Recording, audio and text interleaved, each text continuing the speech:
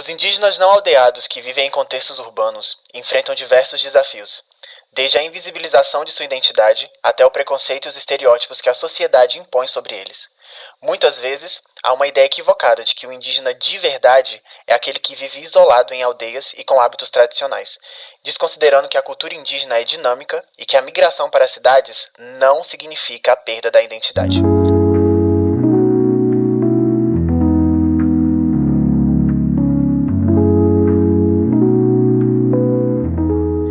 Sejam todos bem-vindos ao nosso podcast. Essa é uma iniciativa do componente de comunidade da Universidade Federal do Sul da Bahia, e hoje vamos repensar o conceito de comunidade e quebrar os estereótipos sobre indígenas que vivem na cidade.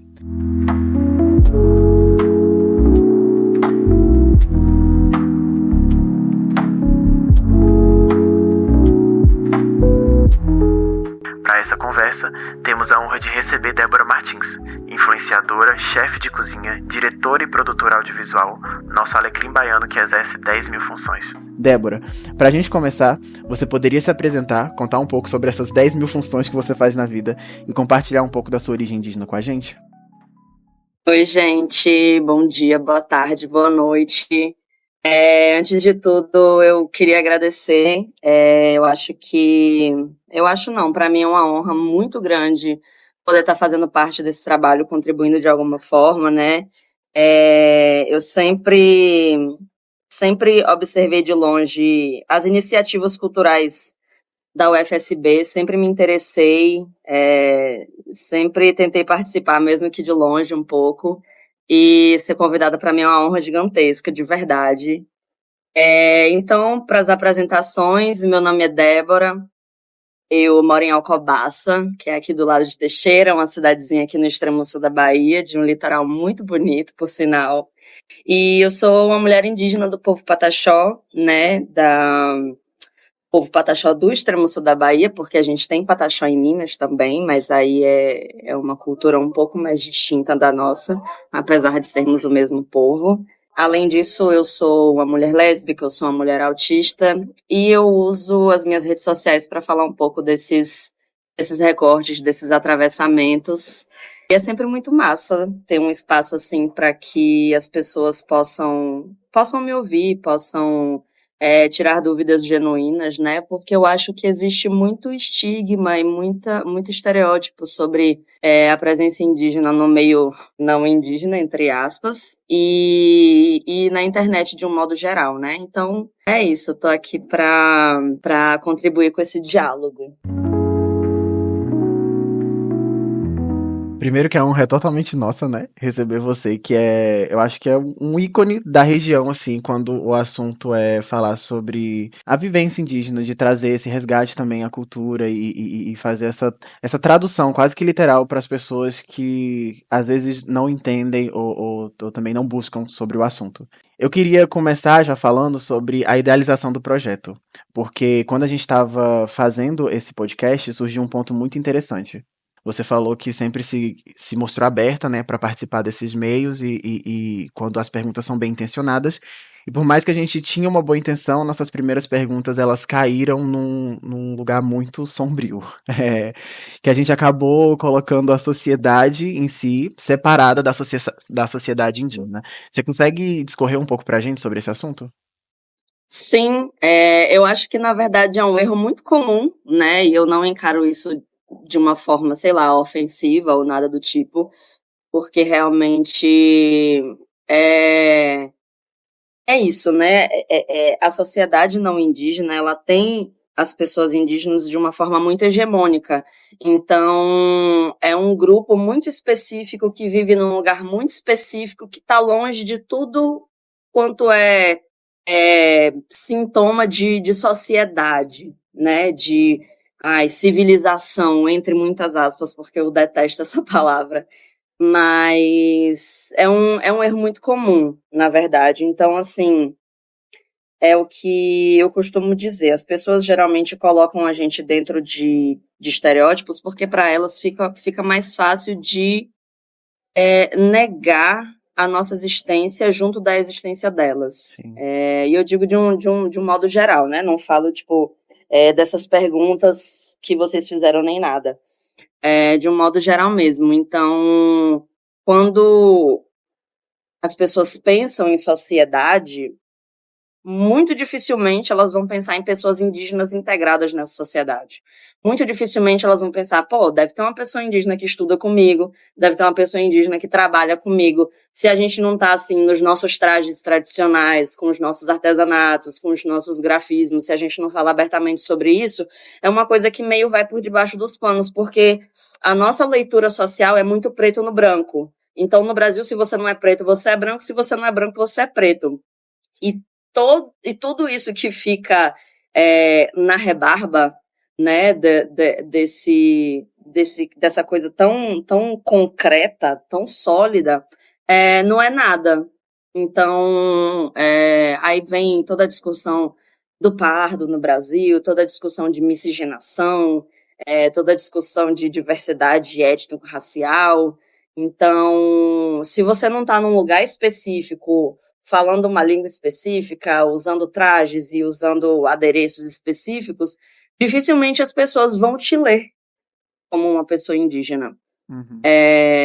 Porque o imaginário que se criou da pessoa indígena no Brasil, ele é muito específico, né? E ele é muito estereotipado. Então, qualquer coisa que fuja disso já não é, já está fora do radar das pessoas não indígenas, né? Então, assim, uma pessoa indígena de pele mais clara, uma pessoa indígena com cabelo crespo, cacheado, uma pessoa indígena de olhos claros, uma pessoa indígena ruiva, loira, enfim.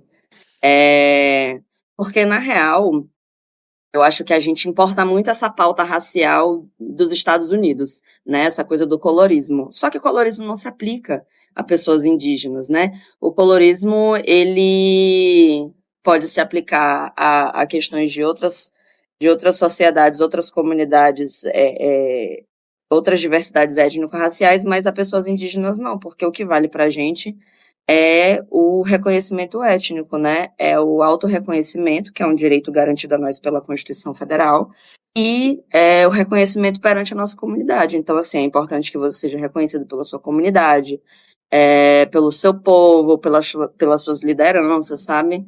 Uhum. E enfim, é isso.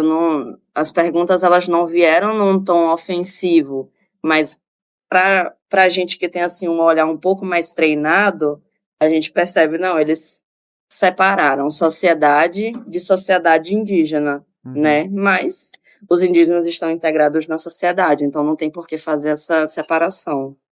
E foi muito importante também levantar esse ponto, porque o objetivo do trabalho é exatamente esse, de romper com esse estereótipo, né? Tipo assim, de propor uma discussão e levar esse assunto para pessoas que talvez não chegariam a escutar. É, Total. e ter alinhado isso com você, ter mudado as perguntas, ter tido essa conversa com você, levanta outro ponto extremamente importante de que histórias indígenas precisam ser contadas por pessoas indígenas. Sim. E isso é o que o projeto levanta também, né? Tipo, não só a nossa entrevista aqui, mas as processos desse trabalho, ele vai ser comunicado com você, né? A gente vai ter essa conversa para que a gente não beire estereótipos ou que a gente não beire o ofensivo, como você falou, que Uhum. é essa maneira de criar um estereótipo para ser mais fácil de lidar e negar a existência. A gente não quer beirar esse lugar. Você Uhum. falou sobre comunidade também, né? E aí, quando a gente fala de comunidade, principalmente na hora de montar esse projeto, a gente se questionou muito, quando eu fui conversar com você, sobre a comunidade necessariamente precisar estar ligada a uma aldeia, né? A gente levanta que comunidade não é só um lugar físico, né? Uma comunidade é um grupo de pessoas que compartilham histórias, objetivos, práticas em comum.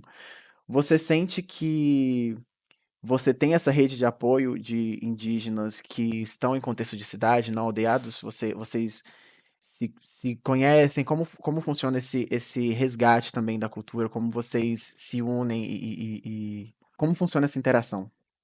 Então, eu costumo falar que a gente é tipo formiga, né? Estamos em todo lugar e a gente sempre se encontra.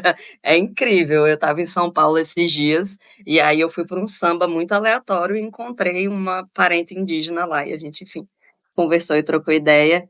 E é isso, né? Eu falo que é importante a gente reconhecer o nosso território, até para questões burocráticas e, assim, a demarcação territorial, né, e a proteção do território, enfim, para proteger a nossa cultura, proteger a nossa soberania alimentar, os nossos costumes, as nossas tradições, mas o território ele está dentro da gente, né? Então, assim, o território ele não só pode, como ele é esse local também lúdico, né? Também não físico, que tá onde a gente está. Então, eu costumo falar que onde tem indígena, tem território indígena, até porque o país inteiro é uma aldeia, né? Só que construíram cidades em cima, em alguns lugares. Uhum. Mas eu morei em São Paulo por quase 2 anos e, assim, é difícil morar longe do nosso território, porque, enfim, aqui a gente tem acesso a muito mais coisas, né? E às vezes a nossa soberania alimentar, e quando eu falo de soberania alimentar, eu não falo da gente comer para sobreviver, eu falo da gente comer para manter a nossa espiritualidade, nossa cultura. É difícil fazer isso num lugar onde é uma flora diferente da nossa. Então, assim, eu não consegui identificar os matos de lá, eu consigo identificar os daqui, onde a gente não tem, assim, eu não tenho um peixe, um camarão da minha família, que é a minha família de pescadores, então é uma coisa que a gente tem que saber lidar e driblar, né? Então, às vezes eu viajava para cá, levava umas coisas, cara, eu fazia, assim, rituais na minha casa. Chamava outras pessoas indígenas para minha casa, a gente consagrava a Jurema Sagrada, a gente acendia fogueira, a gente fazia comida, a gente conversava, trocava ideia, ia nos lugares, ocupava espaços, enfim. Porque, querendo ou não, onde tem uma pessoa indígena, você pode ter certeza que ela está se organizando de alguma forma. Uhum. Então, é o que eu sempre falo, não existe ser indígena sozinho. Não existe. Ser indígena é comunidade, é comunitário. A gente tem as nossas individualidades, é importante ressaltar isso, né? Para que a gente não caia nessa coisa de colocar tudo no mesmo saco, mas, enfim, a gente tem a nossa individualidade, a gente tem nossas particularidades, mas, essencialmente, somos um povo coletivo, né? E eu falo isso do meu povo, sim, e das pessoas que eu conheço de outros povos. Não posso falar por todos os 305 povos do Brasil, porque eu não tenho contato com todos eles. Mas, essencialmente, somos pessoas que vivem em comunidade. Então, assim, lá em casa tinha pataxó, tinha cariú, tem uma amiga minha que é de um povo dos Andes. Então, tinha, enfim, vários povos e São Paulo mesmo tem uma aldeia gigantesca que é multiétnica, né? Em vários outros lugares no Brasil a gente tem aldeias multiétnicas, porque é isso. A gente pode estar longe do nosso território sagrado, né? Como a gente diz, mas tem um pouquinho dele sempre com a gente, onde quer que a gente vá. Então, a gente não é menos indígena se sai do nosso território, né? A gente não é menos indígena se vai para a Europa, se vai para a Ásia, se vai para a África. A gente só mudou um pouco o lugar onde a gente está, mas a nossa cultura, o que a gente aprende, o que a gente sabe, a gente carrega com a gente para onde quer que a gente vá. Branco não deixa de ser branco porque toma banho. A gente não deixa de ser indígena porque vai para outros lugares.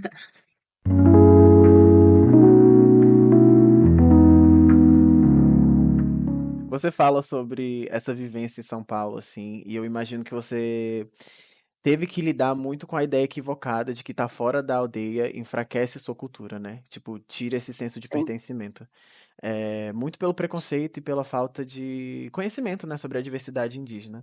Você já enfrentou situações em que precisou reafirmar sua identidade nesse ambiente? Olha, em São Paulo foi até mais tranquilo, por incrível que pareça, mas quando eu morei no Rio, as pessoas têm uma ideia muito equivocada. E é engraçado, porque no Rio de Janeiro a gente tem a maior aldeia urbana da América Latina. Porque tem isso, a gente tem aldeias, a gente tem indígenas em contexto urbano e a gente tem aldeias urbanas. A aldeia Maracanã é a aldeia urbana, a maior aldeia urbana da América Latina. E ela fica no bairro do Maracanã, exatamente colada com o estádio do Maracanã, tanto que é objeto de especulação imobiliária há muitos anos. Ali a prefeitura do Rio de Janeiro está doida para derrubar aquilo ali há muito tempo e nunca conseguiu. Mas as pessoas lá têm uma ideia muito equivocada de quem é indígena e de onde tá os indígenas, né? Então eu lembro de quando eu trabalhava num restaurante lá, que eu era garçonete, e uma moça que eu tava atendendo me chamou na mesa para perguntar se eu era do Pará. Aí eu falei que Meu não, que eu era Deus. da Bahia. E ela, não, porque você parece com os índios de lá. Eu falei, eu sou indígena, mas eu não sou do Pará. Ela, mas tem indígena fora do Meu Pará? Deus. Eu falei, amor, vamos lá. Ela Tem vivendo indígena no Brasil totalmente. inteiro. Não, assim, eu fico. Porque realmente tem pessoas que são leigas a esse ponto. E Uhum. às vezes não é por mal, é porque realmente elas estão muito dentro dessa bolha, desse imaginário de que indígena é aquela pessoa que tá lá no norte, que tá fazendo carinho em onça, que queria eu, inclusive, e que tá morando no meio do mato, enfim. Uhum. E eu culpo muito o audiovisual por isso, porque o audiovisual do Brasil colabora muito para essa visão que as pessoas têm de pessoas indígenas. Tipo, Tainá é um exemplo, mas vai falar, é um filme antigo, tudo bem, mas Cidade Invisível é outro exemplo, aquela série da Netflix, que na Totalmente segunda recente, né? temporada Ah. eles totalmente recente, porque assim, eles estão lidando com elementos da cosmovisão indígena. Não é lenda, não é Sagrados, folclore. né? São elementos, exatamente. Então, tipo, você não vai pegar os orixás e transformar numa série e falar: olha que massa essa lenda africana. Você não vai fazer isso, é um desrespeito gigantesco. Tem outro exemplo Pode falar. também que surgiu recentemente, que eles estavam pensando em fazer uma. Não sei se rolou mesmo, eu fiz questão de silenciar das minhas redes sociais, mas que eles estavam pegando o sagrado indígena e transformando em história de terror, filme de terror, algo assim. Você chegou a ver? Oi. Eu vi um trailer disso, acho que foi um trailer, uma sinopse disso, mas eu Uhum. não sei se foi pra frente porque foi muito criticado. Eu Tomara lembro que que, foi muito né? criticado. Eu acho que não vai pra frente, a gente espera. A segunda temporada de Cidade Invisível, porque a primeira recebeu bastante crítica por conta da forma como abordou essa questão, a segunda temporada já veio com uma roupagem completamente diferente. Inclusive, eles colocaram Graci Guarani na direção, que é uma cineasta indígena excelente. Ela, assim, impecável no trabalho que ela faz. Só que aí, uma história que se passava no Rio de Janeiro, do nada foi se passar no norte, velho. Como se a história indígena fosse específica daquele lugar. Fechada, né? Porque É. é cômodo para eles. É cômodo para eles mostrar aquilo porque já tá tão no imaginário da galera que fica mais fácil de assimilar. Uhum. Porque se eles fossem continuar a história no Rio de Janeiro, aí eles iam ter que ter um trabalho de conscientização para mostrar para a galera que, tipo, ó, tem indígena no Sudeste, tem indígena no Rio de Janeiro também. E as pessoas iam ficar assim, meu Deus, como assim? Como assim, Mas né? aí foi um desserviço, foi um desserviço gigantesco. Eles poderiam ter feito um trabalho maravilhoso e continuado a história no Uhum. Rio de Janeiro, sabe? Então eu culpo muito, porque assim, se você vai pegar as produções audiovisuais que tratam narrativas indígenas nos Estados Unidos ou em outros lugares, você vai ver que é completamente diferente. E, assim, é um dos poucos momentos que eu babo ovo para os Estados Unidos, porque realmente as produções audiovisuais de indígenas de lá são muito fodas. Então, tipo, a gente tem Reservation Dogs, que é uma série muito boa, inclusive tem na Disney, assistam, que é, tipo, um grupo de indígenas adolescentes fazendo coisa de adolescente. Então não tem aquela coisa de, ai meu Deus, eu preciso. Mas assim, fazendo coisa de adolescentes que são indígenas. Então tem toda uma questão cultural por trás, tem toda uma questão espiritual que Uhum. envolve. E aí mostra aquela fase que, tipo, ai, eles são jovens, estão um pouco renegando a cultura indígena, etc, etc. Sim. E aí mostra esse resgate deles, enfim, e como funciona a vida dessas pessoas nas reservas. Tem também Echo, que é da Marvel, que é ela não é uma heroína, né? Ela é uma anti-heroína, ela não é nem vilã nem heroína, que é uma mulher indígena com deficiência, e eles contrataram uma mulher indígena com deficiência para interpretar o papel da Echo, que é daquele gavião arqueiro, sei lá, esqueci o nome agora, mas enfim, da Marvel. E Uhum. é uma parceria que a Disney fez com a Marvel e eles contrataram uma equipe, tipo, uma equipe gigantesca de pessoas indígenas. Falaram, não, a gente vai fazer isso aqui certo. E, véi, é tipo assim, outra coisa, é Que coisa é de o outro mundo. caminho, Aí né? você vê, Tipo. É o exercício de abrir o Sim, olho e enxergar a realidade de fato, não se sim, apoiar no imaginário preconceituoso da sociedade para produzir alguma coisa. sim. Não dá mais para a gente produzir obras do audiovisual e de qualquer outra coisa Uhum. falando sobre narrativas indígenas sem pessoas indígenas. Não dá Sim, não mais. dá. Além de tudo, no final das contas, é um comércio, né? E gera dinheiro. As pessoas que produzem esse tipo de conteúdo, que focam na história, que se apropriam desse lugar, elas Sim, vão receber por aquilo. E nada mais justo de que pessoas que estão naquela realidade recebam por esse trabalho, né? com certeza. Total. Sim. Você falou do audiovisual, mas eu acho que a mídia também tem muita influência nessa percepção, né? Você vê que a representação hoje dos povos indígenas contempla, as diferentes realidades dos indígenas, principalmente os não aldeados que vivem na cidade? Sim. Ah, não. É isso. Eu acho que a mídia, ela segue perpetuando o que foi criado há 1.500 anos atrás, essa Sim. imagem de que ai, a gente é assim, tem o cabelo assim, tem o olho assim, fala assim, mora assim. E eu acho que a mídia, assim, ela tá tentando trazer outras narrativas, mas ela não tá saindo dessa caixinha confortável, né, de retratar a gente de tal forma. Uhum. Então, assim, a gente tem esse documentário Falas da Terra, que é muito interessante. A gente tem, enfim, a gente vê hoje pessoas indígenas na moda, na música, na dramaturgia, no teatro, no cinema. E aí eu acho que quem acompanha esses artistas consegue ter uma dimensão maior de quão diverso a gente pode ser, sabe? E de como não é um computador, um celular ou um carro que vai minar a nossa cultura de quem a gente é. Então eu acho que a mídia ela ainda está nesse lugarzinho confortável, mas o que está fazendo ela dar esse giro de 180 graus são as próprias pessoas indígenas que estão ocupando esses espaços. E é importante ressaltar isso porque é colocar, vocês como agentes de transformação, né? Não tem ninguém que faça isso por vocês, é vocês por Sim, vocês. Você falou que as pessoas que consomem esse conteúdo entendem mais essa diversidade, conseguem ter uma visão mais ampla sobre a comunidade indígena. Você quer deixar alguma sim. indicação de perfil, documentário, série, e até Nossa, de super. entretenimento também? Você já deixou dois, que eu já anotei aqui, três, na verdade, né? Ah, sei lá, Frozen.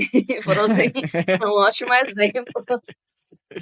Eu acho que Frozen é um excelente exemplo de cultura indígena que foge do que as pessoas esperam que uma cultura indígena pareça, Uhum. né? Porque, tipo, todo mundo acha que a Elsa é branca.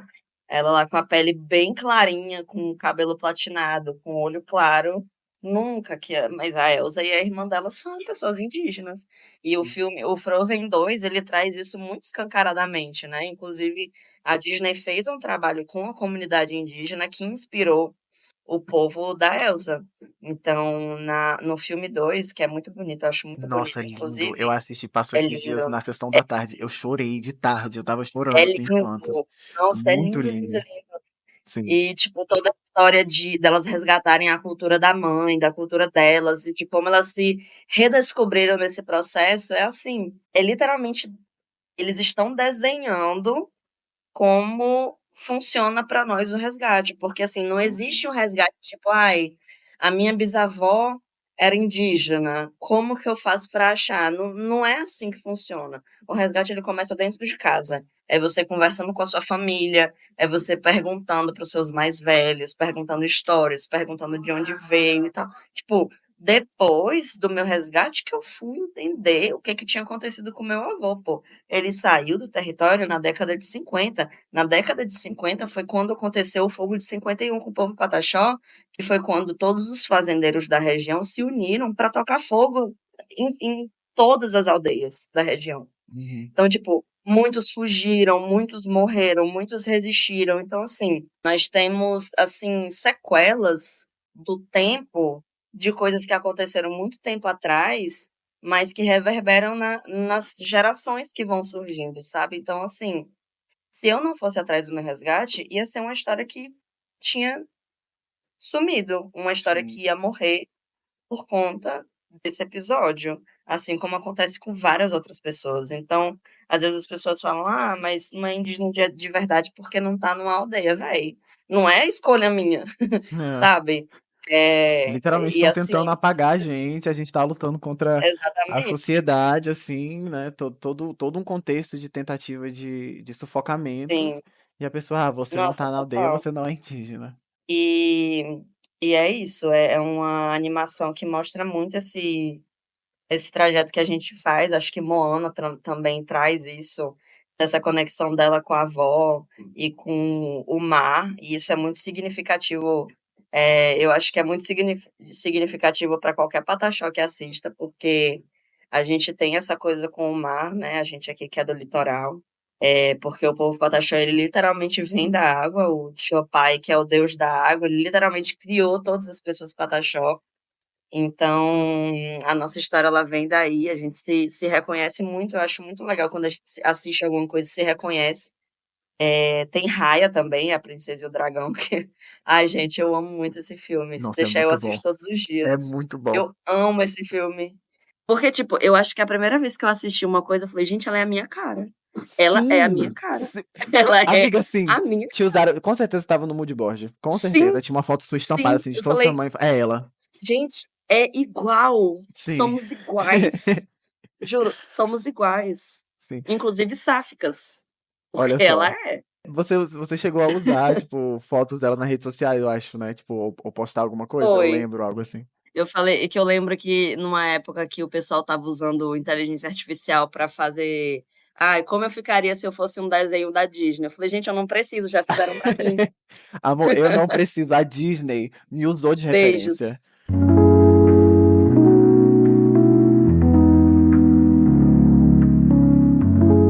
Olha, tipo assim, eu tenho uma lista de perfis pra indicar, eu posso mandar pra você por mensagem Perfeito. depois. Perfeito. Pessoas indígenas que fazem, tipo, review de games, de literatura, pessoas indígenas da cozinha, além de mim, na comunicação, no jornalismo, no esporte, na música, enfim, eu tenho uma Uhum. lista imensa, eu tenho uma playlist no Spotify só com cantores indígenas, enfim, vou Me manda mandar também, por tudo, é favor. muito Amo, massa. amo. Vamos disponibilizar tudo. Vou Muito, vazar muito massa. tudo. E, véi, tem, tipo, é muito foda. Eu tava escutando essa playlist esses dias enquanto eu tava cozinhando. E, assim, a playlist vai de 100 a 200, porque são estilos muito diferentes. Tem hora que tô, tipo, ouvindo um heavy metal indígena, e tem horas que eu tô ouvindo rap, e tem horas que eu tô ouvindo uma música mais vibes MPB, e tem horas que eu tô ouvindo, sei lá, daqui a pouco vai ter ópera também. Mas é muito diverso Sim. mesmo. Essa playlist tá muito massa, vou mandar depois. E, nossa, eu tenho muita indicação, muita indicação.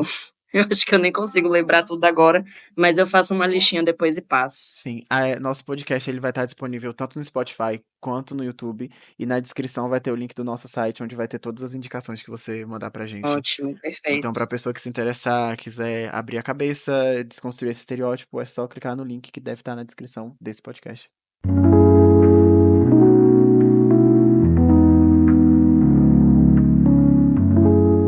Você indicou vários perfis e não vai indicar o seu, não? Alecrim Baiano É no isso. Instagram, Débora Patachó no TikTok e só. Não me achem no Twitter. Não me procurem, não me achem, não vão atrás de mim. É, Alecrim Baiano no YouTube também. Eu não tô postando nada agora, mas mais pra frente eu vou começar a postar, porque esse ano eu vou lançar o Jocanas, que é a minha websérie documental sobre a alimentação tradicional do povo pataxó. E eu quero muito que vocês assistam, porque gente, tá muito bonito, juro. Todo mundo chorou em todas as gravações. Choramos muito. Tá muito bonito, tá muito sensível. Jocanas significa mulheres em Patixorã. Em cada episódio eu convidei uma mulher do povo pataxó para cozinhar comigo. Então, assim, elas abriram as portas das suas cozinhas, dos seus territórios, para que vocês possam ter acesso também. E conversamos sobre cultura, sobre política, sobre feminismo, sobre muitas coisas mesmo. Ó, eu fico arrepiada só de falar, juro. É assim, eu estou parindo um filho e colocando no mundo para vocês. Então, espero que vocês assistam e gostem, porque tá muito lindo mesmo. Você estava em São Paulo esses dias, trabalhando na pós, né, do Jocanas. Sim, E tá tava ficando. trabalhando no. Nossa, tá ficando lindo. Quem tá fazendo a edição é a Natália Tupi, que é uma cineasta excelente, fuderosa, a bicha arrasa. Ela esteve aqui no Extremo Sul, acho que em novembro do ano passado. Nós duas demos uma palestra no Cine 73, falando sobre a representatividade indígena no audiovisual. E, e aí eu falei, cara, você não quer editar Jocanas? Por favor. Aí ela, é isso. E foi isso, ela tá lá editando. Sexta-feira agora a gente tem o nosso primeiro encontro para ver o primeiro corte. Já tô me preparando para chorar, porque eu sei que Eita. tá lindo. E é isso. Depois dessa etapa, a gente vai para a etapa de edição de som, e depois acessibilidade, e depois Nasceu jogar pro para o mundo. mundo. É isso. Tem previsão mais ou menos de quando pode sair? Não tem previsão. Aí Eu você não vou dar mata a gente do previsão, porque a coração. última previsão que eu dei não vai dar certo. Não. Joga pro lúdico. De hoje pra Vamos, 10 vamos. anos sai. Isso. Não, É esse isso. ano ainda sai, Não, isso eu perfeito. prometo. Esse ano Uhum. ainda sai. Nem que eu edite no CapCut, escrevendo a legenda na minha mão.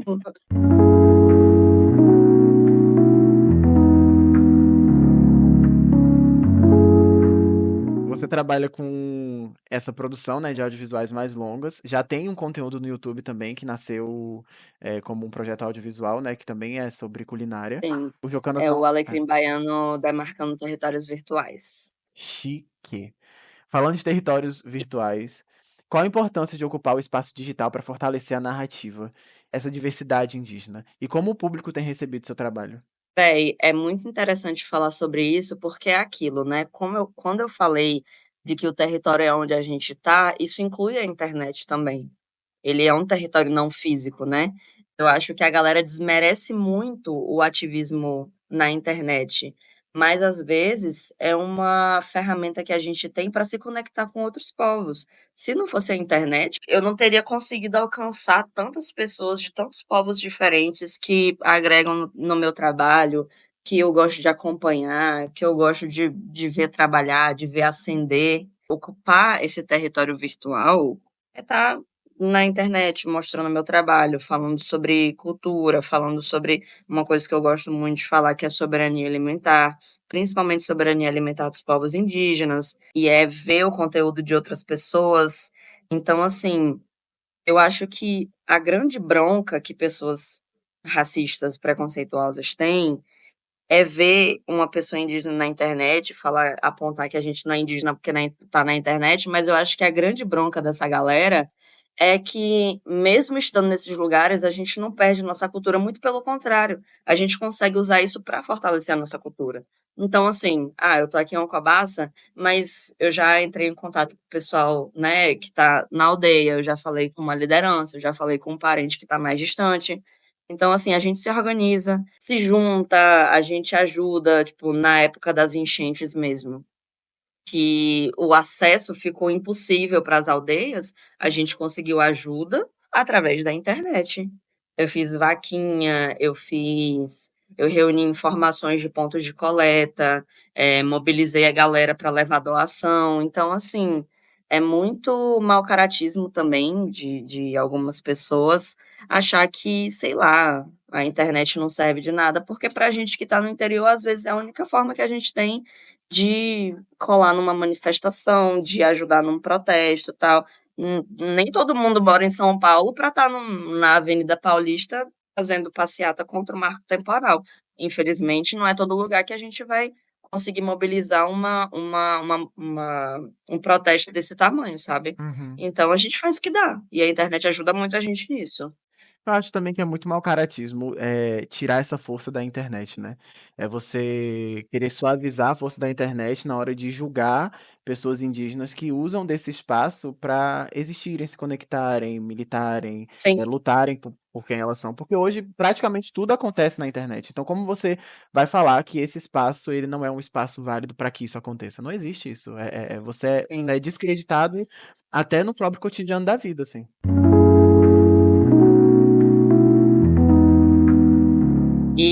sobre a diversidade que você perguntou, eu acho que a internet ela é isso, né? A internet ela pode ser boa ou ruim. Você vai ter que filtrar o que você consome. E o algoritmo ele tá servindo aí para isso, né? Então assim, Uhum. e apareceu isso na minha timeline. Não existe aparecer isso aleatoriamente na sua timeline, porque o seu algoritmo ele é adestrado para que isso apareça na sua Sim. timeline. Então assim, quando você é uma pessoa que consome artistas indígenas, trabalhadores profissionais, etc, etc, eles vão aparecer. Então Uhum. vai aparecer recomendação, vai aparecer isso, vai aparecer aquilo. Tem muita gente assim, isso é uma opinião pessoal, tá? Eu acho que tem muito indígena fazendo muito de serviço na internet também. Mas é isso, vai ter coisa boa, vai ter coisa ruim, e cabe Sim. a você filtrar o que você assiste e consome. Você falou sobre algoritmos, sobre bolhas. Quando eu penso nesse assunto, eu começo a pensar sobre furar as bolhas, né? Quando o seu conteúdo ele alcança uma pessoa que não está acostumada a ver o seu conteúdo. E ultimamente, nos últimos anos, teve uma onda de intolerância que as pessoas têm se sentido confortáveis a serem preconceituosas e ignorantes. Você acredita que esse comportamento tem relação com o cenário político recente? E de alguma forma Sim, isso afetou o seu trabalho de colegas indígenas também? eu acho que assim, apesar do meu conteúdo às vezes furar a bolha, eu ainda estou muito blindada dentro da minha comunidade. Aham. Então, acabou que não chegou a prejudicar substancialmente, mas vários outros parentes foram prejudicados, porque trabalham diretamente com o público, sabe, assim, diretamente, que eu falo pessoalmente mesmo. Uhum. Então, é complicado, porque, querendo ou não, o que a gente produz, sendo pessoas indígenas, e como eu falo, nós somos de um povo que a gente é comunitário, né? A gente é essa coletividade, querendo ou não, a gente acaba representando de alguma forma, porque é isso, né? Quando uma pessoa branca erra, olha, fulaninho de tal, da Silva, errou. Mas quando uma pessoa indígena erra, é assim, esses índios é tudo assim. Hum, Então, a gente escala precisa de outra ter forma, muito né? cuidado. Sim, a gente precisa ter muito cuidado com o que a gente está falando e com o que a gente está postando, porque as pessoas tomam isso como uma verdade absoluta e é uma questão da comunidade inteira.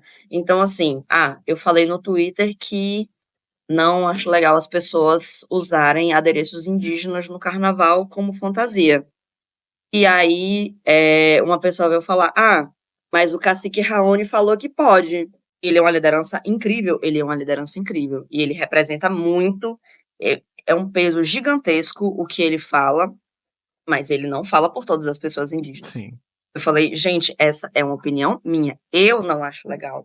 E eu conheço outros parentes que também não acham legal. E tem parentes que acham, e tem parentes que não ligam. E é isso, gente.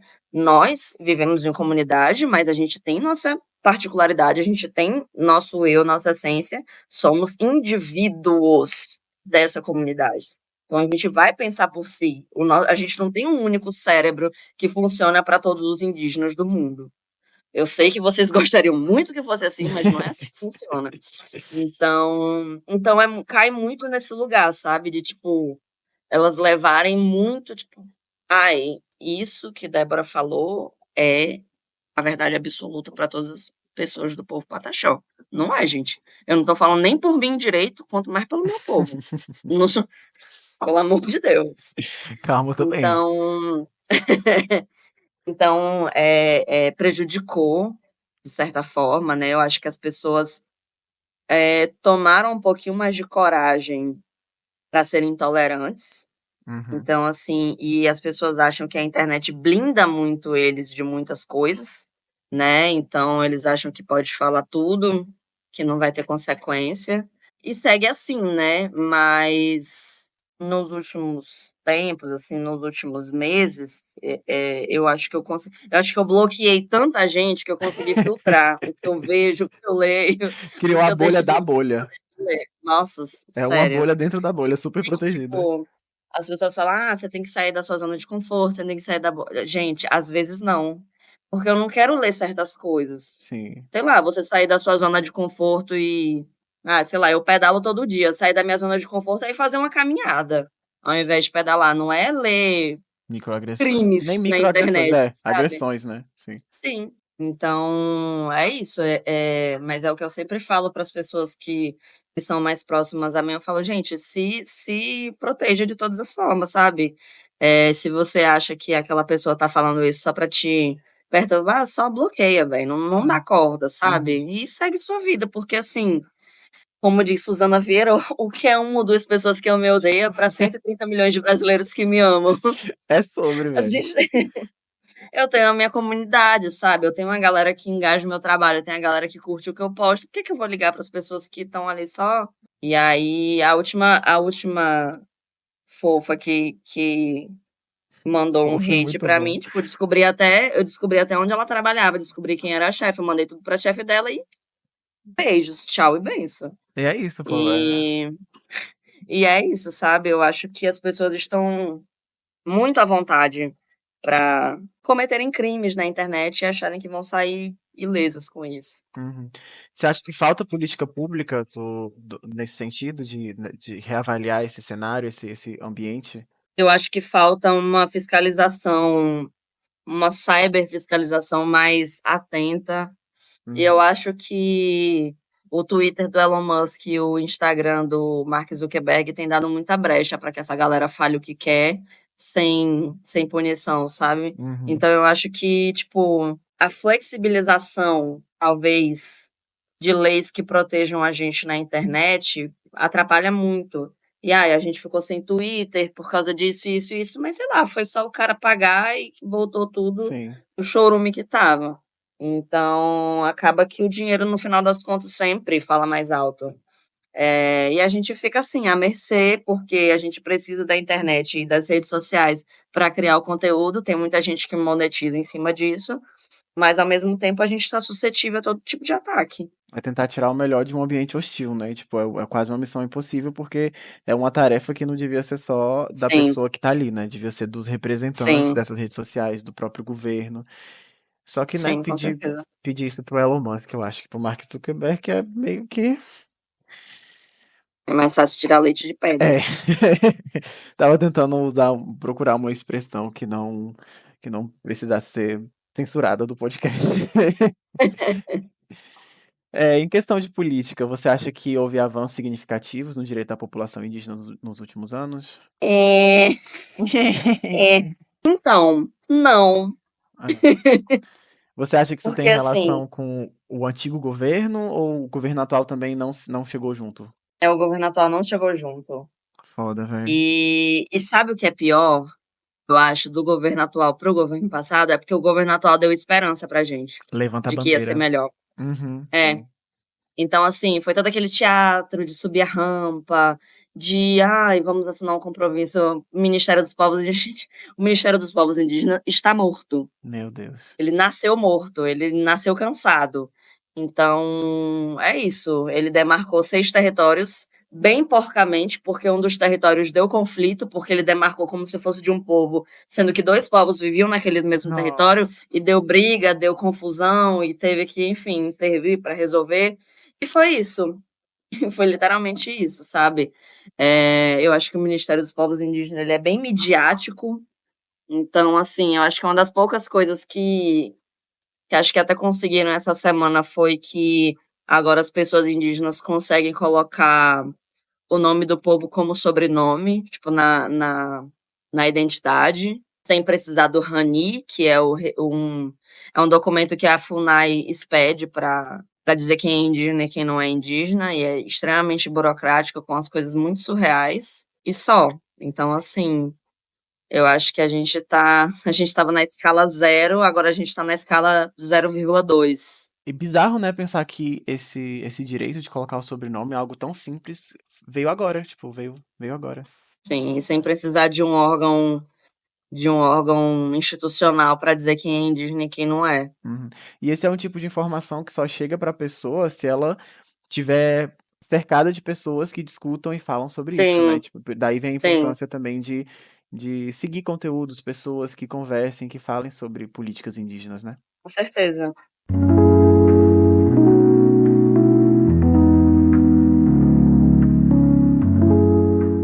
Amiga, Eu acho que a gente conversou sobre tudo. Ótimo, foi excelente. Perfeito? Eu amei. Muito, muito, Perfeito. muito obrigado. Foi delicioso conversar com você. Eu que agradeço. Amei muito, muito mesmo. Quer deixar um último recado? Mandar um beijo pra mãe, pro pai? Pra Xuxa, pra Sasha. Eu acho que deixar um recadinho, assim, uma reflexão pra galera. Eu sei que parece muito que o mundo tá acabando, mas a gente não pode deixar. E essa é uma filosofia do Ailton Krenak, gigante, imenso. Acho que a gente não pode deixar se abalar por esse alarmismo, porque o mundo tá acabando há muito tempo, gente. Há muito tempo o mundo Sim. tá acabando. Tipo assim, eu sei que parece que vai acabar a qualquer momento, porque tá muito quente, mas a gente não pode se apegar a essa narrativa alarmista, porque senão a gente não faz nada. A gente fica sentado e não faz nada. Então, assim, enquanto a gente se preocupa, a gente pode estar fazendo coisas para adiar o fim do mundo. Então, é isso. Vamos Vamos adiar o respirar fim do mundo. fundo, vamos adiar o fim do mundo e leiam Ailton Krenak. Perfeito, muito obrigada. Obrigada. Lembrando que nosso podcast está disponível no YouTube e no Spotify. Além disso, você pode acessar o nosso site na descrição para conhecer os perfis indicados por Débora e ter acesso a um conteúdo mais amplo.